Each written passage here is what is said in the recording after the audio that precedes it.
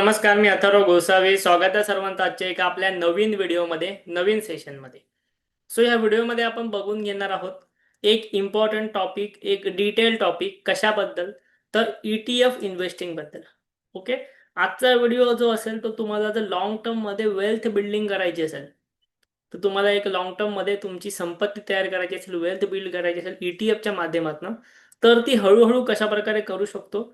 ETF मध्ये आपण कशा प्रकारे आपली SIP असेल किंवा इन्व्हेस्टमेंट असेल, इन्स्टॉलमेंट्स असतील, कशा प्रकारे टाकू शकतो आणि त्यामधनं वेल्थ बिल्ड करू शकतो, त्याचा मी तुम्हाला एक फॉर्म्युला देणार आहे. सोबतच यामध्ये आपण यासोबतच शिकणार आहोत ड्युअल कंपाऊंडिंग सिस्टीम सुद्धा.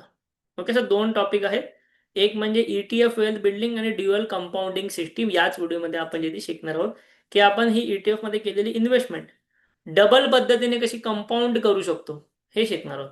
तर ऍक्च्युली हा त्याच्याबद्दल एक सेशन नसणाऱ्या दोन व्हिडिओ असणार आहे टोटल. सो आता आपण या व्हिडिओमध्ये जे आहे ते ETF इन्व्हेस्टिंग आणि हा टॉपिक शिकून घ्यायला सुरुवात करूया.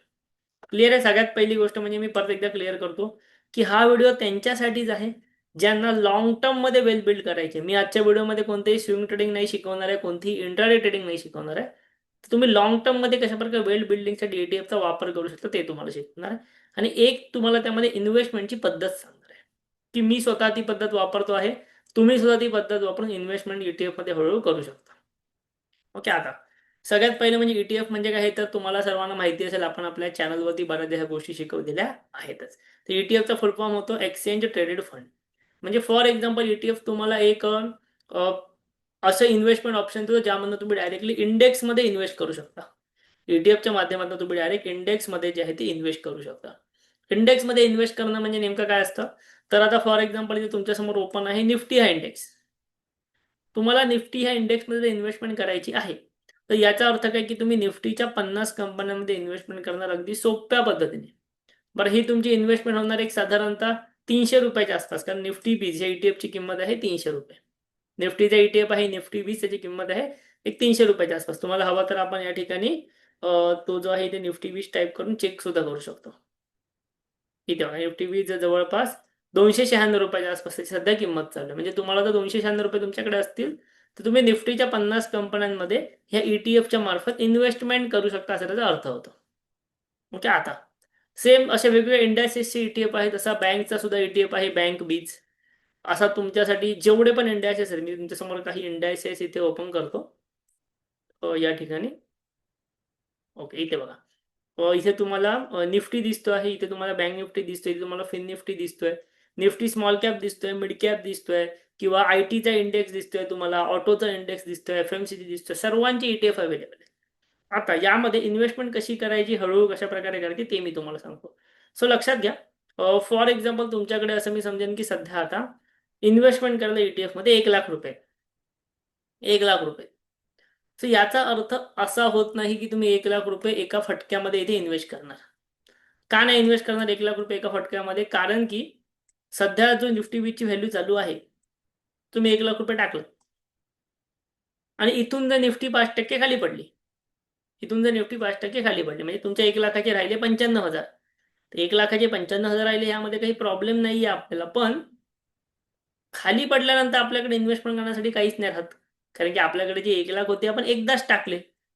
सो खाली पडल्यानंतर इन्व्हेस्टमेंट करण्यासाठी आपल्याकडे काही राहिलंच नाही. सो तसं नाही झालं पाहिजे. सो ETF मध्ये इन्व्हेस्टमेंट लॉंग टर्म वेल्थ बिल्डिंगला कशी करायची, तर जेव्हा तुम्ही निफ्टी सारख्या ETF मध्ये इन्व्हेस्ट करताय, तर निफ्टीमध्ये कसे ओव्हरऑल सर्व इंडायसेस असतात. म्हणजे निफ्टीमध्ये तुमचं फायनान्सचं इंडेक्सेस सुद्धा असतो, किंवा IT सुद्धा, असं बऱ्याच कंपन्या असतात. सो हा एक ओव्हरऑल इंडायसेस झाला, ओव्हरऑल इंडेक्स झाला निफ्टी. सो हा निफ्टी जेव्हा तुम्हाला, मी निफ्टीचा चार्ट इथे ओपन करतो, निफ्टी 20चा चार्ट आहे. सो निफ्टीचा ओपन करतो. हा निफ्टी जेव्हा तुम्हाला त्याच्या कोणत्याही व्हॅल्यूपासून, समजा तुमच्याकडे आता 1,00,000 रुपये आहेत, तुमच्याकडे समजा आता 1,00,000 रुपये आहे, तर निफ्टीमध्ये जेव्हा निफ्टी 1% पडेल, म्हणजे मी जी पद्धत स्वतः प्रोसेस वापरतो की तुम्ही जी वापरली पाहिजे ती सांगतो. समजा निफ्टी ह्या व्हॅल्यूपासून 1% खाली पडेल, 1% म्हणजे साधारणतः 275 पॉईंट, तेव्हा तुम्ही तुमच्याकडे जी अमाऊंट आहे, तुमच्याकडे जी अमाऊंट आहे 1,00,000ची, त्या 1,00,000च्या अमाऊंटपैकी एक 5% अमाऊंट इन्व्हेस्ट करू शकता. 5 to 10% इन्व्हेस्ट करू शकता. आता बरं, अजून एक गोष्ट, तुमच्याकडे 1,00,000 आता आहेत, पुढच्या महिन्यात तुमच्याकडे अजून काही पैसे असतील, बरोबर, 20,000 असतील, 30,000 असतील, तसे जर तुमच्याकडे दर वर्ष महिन्याला येणारे पैसे जर असतील इन्व्हेस्टमेंटसाठी, तर तुम्ही 10% पण करू शकता. पण समजा तुमच्याकडे एकदाच आलेले आहेत पैसे, पुढच्या महिन्यात येतील की नाही माहिती नाही, सो तुम्ही 5%च्या आसपास इन्व्हेस्ट करू शकता. आता मी असं कन्सिडर करतो की मी बाबा 10% इन्व्हेस्ट करतो, म्हणजे निफ्टी जेव्हा 1% पडेल तेव्हा मी माझ्या ओव्हरऑल कॅपिटलच्या 10% इन्व्हेस्ट करतो, फॉर एक्झाम्पल.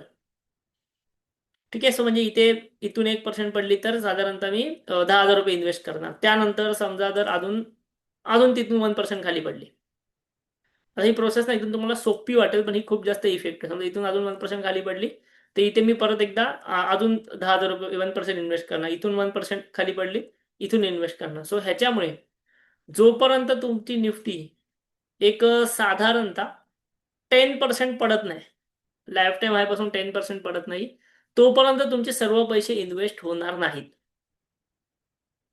आणि याचा बेनिफिट तुम्हाला काय भेटेल, की जसं जसं मार्केट खाली येईल तसं तुम्ही थोडी थोडी इन्व्हेस्टमेंट कराल, तुमची इन्व्हेस्टमेंटची व्हॅल्यू थोडी थोडी खाली खाली जात जाईल, ॲव्हरेजिंग थोडी थोडी खाली जात जाईल. म्हणजे एक साथ 1 लाख इन्व्हेस्ट करण्यापेक्षा एव्हरी स्मॉल फॉलवरती 1%चा फॉल, तुम्हाला माहिती आहे 1%चा फॉल येतो, असं नाही कधीच येत नाही, येतो, बऱ्याच वेळेला येतो, आठवड्यामध्ये एखाद दुसऱ्या दिवशी येतोच.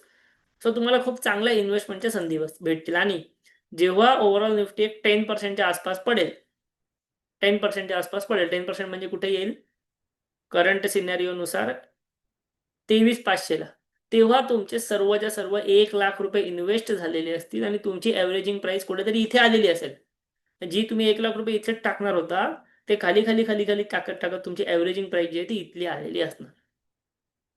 लक्षात येते. आता हेच समजा तुम्ही 5% टाकलात, मी तुम्हाला मागाशी 10% बोलत, तरी समजा तुम्ही 5% टाकलात, म्हणजे छोटी छोटी इन्व्हेस्टमेंट केली 5-5 हजाराची, तर काय होईल, तर मग जोपर्यंत निफ्टी 20% पडत नाही तोपर्यंत तुमचे पैसे संपणार नाहीत.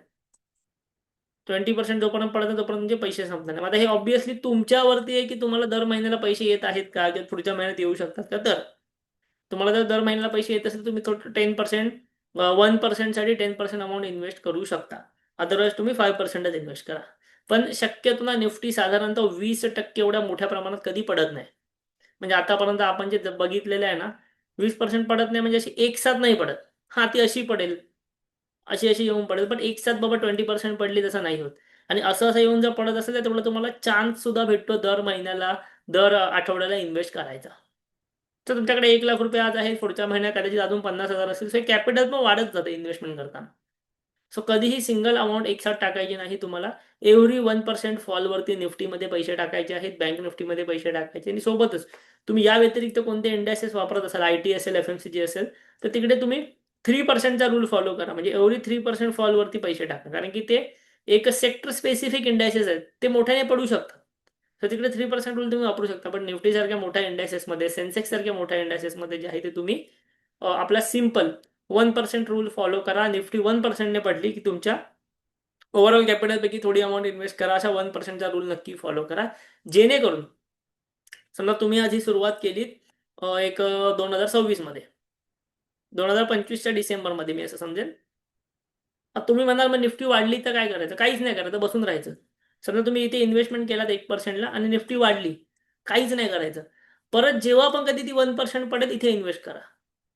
समजते. असं नाही मी बोलत की निफ्टी पडतच जाणार, निफ्टी वाढू पण शकते. मग तुम्ही इथे इन्व्हेस्ट केलात, 1% इन्व्हेस्ट केलात एकदा, 1% दोनदा इन्व्हेस्ट केलात, तिसऱ्यांदा ती समजा वर जाईल.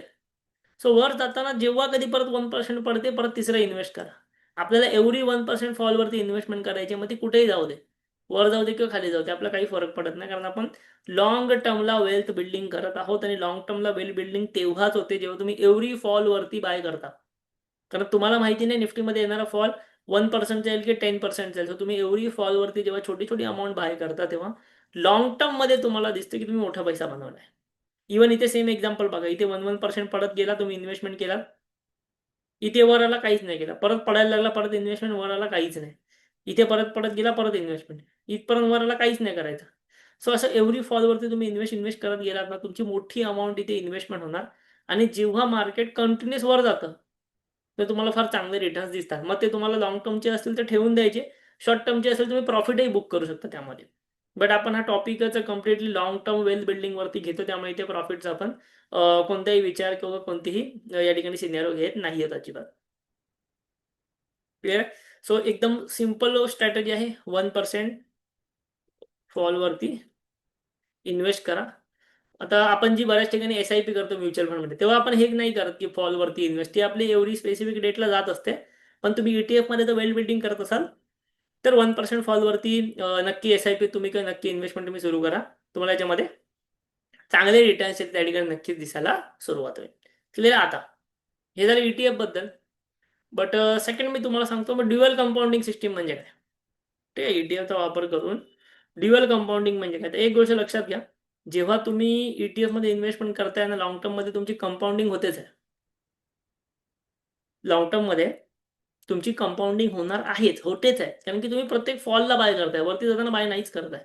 सो ही तुमची इन्व्हेस्टमेंट ऑटोमॅटिकली आपोआप होत आहे लॉंग टर्म मध्ये. पण ड्युअल म्हणजे काय, एक तर कंपाऊंडिंग झाली ETF ने. ड्युअल म्हणजे काय, तर लक्षात घ्या ETFचा सगळ्यात मेजर बेनिफिट असा असतो ना, की एक तर तुम्हाला बास्केट ऑफ स्टॉक्स भेटतात, म्हणजे डायव्हर्सिफाय होतं.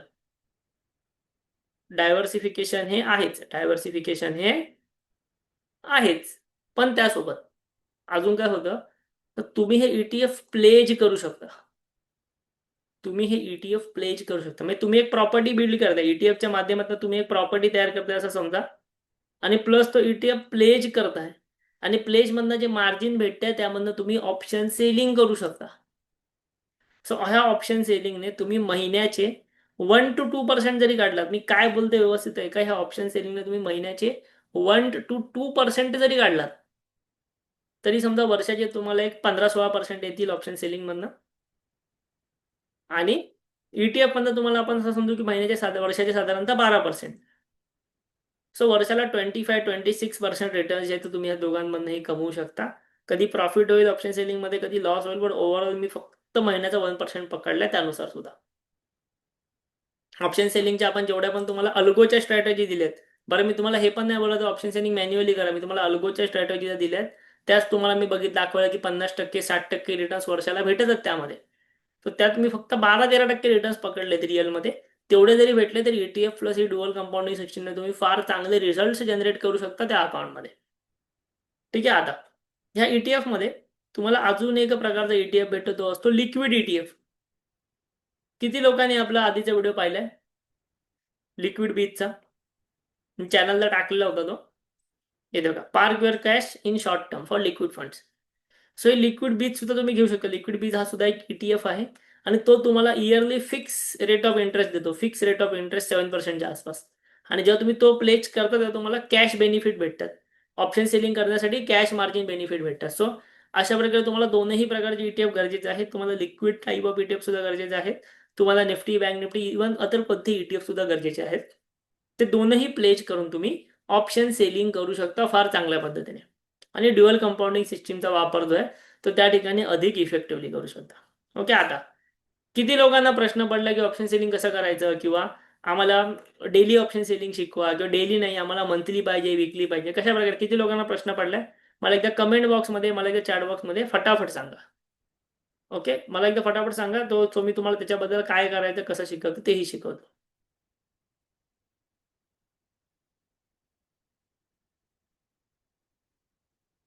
ओके. सो एक गोष्ट लक्षात घ्या, ऑप्शन सेलिंग जी आहे ना, ती आपण तुम्हाला ह्या कोर्समध्ये, ह्या व्हिडिओमध्ये जरूर शिकवणार आहोतच. पण त्यासोबत तुमच्यासमोर तुम्हाला एक चॅनल दिसत असेल आता, आपलं ऑप्शन सेलिंग इन्व्हेस्ट मराठी नावाने आपलं चॅनल आहे. चॅनलवरती तुम्ही जावा, तिकडे मी काही लेटेस्ट व्हिडिओ पोस्ट करते, तुम्ही बघाल. लेटेस्ट व्हिडिओ पोस्ट करतो, लेटेस्ट स्ट्रॅटेजी पोस्ट करतो, त्या बघून घ्या. तिकडे ह्या चॅनलवरती मी तुम्हाला ऑप्शन सेलिंग हे म्हणजे होल्डिंग, पोझिशनल ऑप्शन सेलिंग शिकवते. पोझिशनल पद्धतीने ऑप्शन सेलिंग कसं करायचं, मंथली ऑप्शन सेलिंग कसं करायचं, हे मी तुम्हाला शिकवतो आहे. त्याच्यामध्ये नवीन व्हिडिओ सुद्धा कंटिन्युअसली पडणार आहेतच. ओके. सोबतच तुम्हाला अल्गो शिकायचं असेल तर आपलं अल्गोचं पण नवीन चॅनल आहे, युट्यूब चॅनल, ते सुद्धा नक्की बघूया. इकडे आम्ही तुम्हाला अल्गोच्या स्ट्रॅटेजीज देतोय. ओके. सो अशा प्रकारे मी तुम्हाला या कोर्समध्ये आपल्या ह्या चॅनलवरती एक व्हिडिओ बनवणार आहे ऑप्शन सेलिंग बद्दल. पण त्यापेक्षाही तुम्हाला ह्या डेडिकेटेड चॅनल आहे आपण जे बनवलंय, तिकडे सुद्धा तुम्ही ऑप्शन सेलिंग नक्कीच शिकून घेऊ शकता. ठीक आहे. सो ETFची जी मी तुम्हाला सिस्टीम सांगितली ह्याच्यासाठी माझ्याकडेही भरपूर प्रूफ्स आहेत, म्हणजे माझ्या अकाउंटमध्ये कशा प्रकारे ETFची होल्डिंग आता झालेली आहे, किती मोठी झालेली आहे, काय रिटर्न्स आहे, हे सर्व आहे. बट ऑब्विसली मी ते अशा प्रकारे पब्लिकली दाखवू शकत नाही. ठीक आहे. कधीतरी आपल्या स्टुडंटसाठी मी तो पोर्टफोलिओ तिथे रिव्हील करेन ETF मध्ये. पण 2020 पासून मी सिस्टीम वापरतो आहे की एव्हरी 1% फॉल झाला निफ्टीमध्ये, कधीही झाला, समजा उद्या झाला, आज मी व्हिडिओ बनवतोय, समजा उद्या निफ्टी 1% पडली, आता आहे तिथून, म्हणजे आता कुठे आहे, एक साधारणतः निफ्टी आपण आता जिथे आहे तिथून असं समजूया की उद्या जरी 1% पडली, मी लगेच माझ्याकडची काही इन्व्हेस्टमेंट इथे, माझ्याकडचे काही अमाऊंट इथे येऊन इन्व्हेस्ट करणार. म्हणजे अजूनही मी ती सिस्टीम वापरतो. मी माझ्याकडे एकही ETF अजून विकलेला नाही, कारण ऑब्व्हियसली मला तो लॉंग टर्मला हवाय. मी हे आतासाठी नाही करत आहे, मी आतापासून हे 10, 15, 20 वर्षासाठी करतोय. सो ही सेम सिस्टीम तुम्ही फॉलो करा, तुमची खूप मोठी वेल्थ इथे बिल्डिंग होईल. आणि प्लस हे करता करता तुम्ही तो प्लेज करून ऑप्शन सेलिंगही करू शकता. जे पण आपल्याला फॉलो करता आहेत बऱ्याच दिवसांपासून, वर्षापासून, त्यांना माहिती आहे मी स्वतः ऑप्शन सेलिंग सुद्धा करतो. सो ते हेच ETF प्लेज करून जे आहे, किंवा हे स्टॉक्स प्लेज करून जे आहे, ती मी ऑप्शन सेलिंग करत असतो. ठीक आहे, माझ्या खिशातलं कोणतेही कॅपिटल मी त्या ठिकाणी वेगळं लावत नाही. ओके, जर तुम्हाला हा व्हिडिओ आवडलेला असेल, जे तुम्हाला मी आजच्या व्हिडिओमध्ये जे काही शिकवलं तुम्हाला आवडलेलं असेल, नक्की आपल्या व्हिडिओला एक लाईक करा. ठीक आहे, चॅनलवरती नवीन आलेले असाल, चॅनलला आपला जरूर सबस्क्राईब करा आणि कमेंटमध्ये आम्हाला नक्की सांगा. ओके, चॅनलला जरूर सबस्क्राईब करा. थँक्यू, धन्यवाद.